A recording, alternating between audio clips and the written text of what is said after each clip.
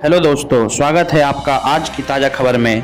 आज तारीख है 17 नवंबर, दिन सोमवार 2025। तो चलिए बिना किसी देरी के नज़र डालते हैं आज की बड़ी सुर्खियों पर, जो आपके लिए जानना बेहद ज़रूरी है। लालू यादव के परिवार में कलह के बीच तीन और बेटियों दिल्ली के लिए हुए रवाना।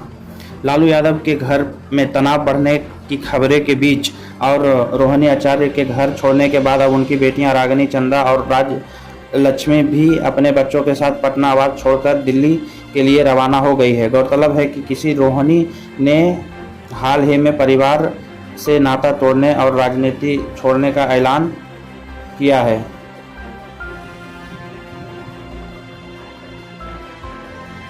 चलिए बढ़ते हैं नए अपडेट की ओर। बिहार चुनाव में वर्ल्ड बैंक के 14,000 करोड़ का हुआ इस्तेमाल, प्रशांत किशोर की पार्टी। बिहार विधानसभा चुनाव के परिणाम के बाद प्रशांत किशोर की जन स्वराज पार्टी ने आरोप लगाया है कि वर्ल्ड बैंक के 14,000 करोड़ के फंड का आचार संहिता लागू होने से 1 घंटे पहले महिलाओं में बांटा गया। उन्होंने कहा कि वर्ल्ड बैंक में मिली धनराशि 21,000 करोड़ मूल्य रूप से किसी अन्य परियोजनाओं के लिए थे।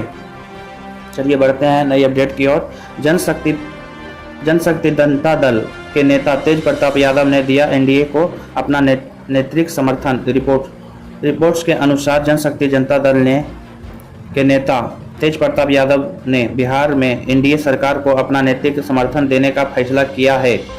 वकौल रिपोर्ट्स एनडीए के एक नेता ने तेज प्रताप से मुलाकात की थी। परिवार व पार्टी से निकाले जाने के बाद लालू प्रसाद के बेटे तेज प्रताप ने अलग पार्टी बनाकर चुनाव लड़ रहा था। चलिए बढ़ते हैं न्यू अपडेट की ओर।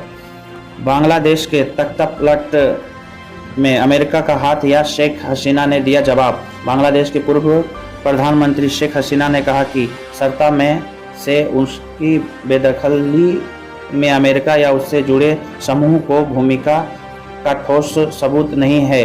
उन्होंने बताया है कि विदेशी दखल का स्पष्ट प्रमाण नहीं मिला। हसीना ने यह भी कहा कि अंतरिम सरकार के प्रमुख मोहम्मद यूनिस अब पश्चिमी देशों में पहले जैसे लोकप्रिय नहीं हैं।